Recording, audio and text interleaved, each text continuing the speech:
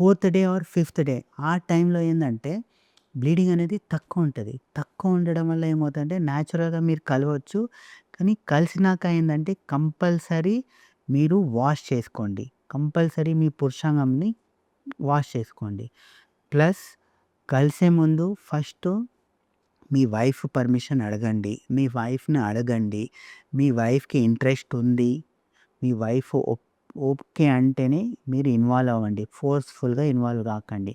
ఎందుకు అంటే పీరియడ్స్ టైంలో ఆ హార్మోనల్ ఇంబాలెన్స్ ఆల్రెడీ అవన్నీ వల్ల ఫీమేల్స్‌లో బాగా అంటే న్యాచురల్‌గానే బాగా ఇరిటేషన్‌లో, బాగా పెయిన్‌లో అండ్ ఆ బ్లీడింగ్ అనేది పోవడం వల్ల వాళ్ళు బాగా వీక్‌గా అయ్యి ఉంటారు.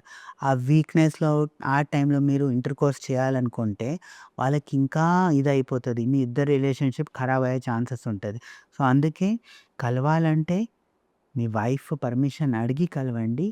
మీ వైఫ్ ఓకే అంటే if she is enjoying then only you continue it.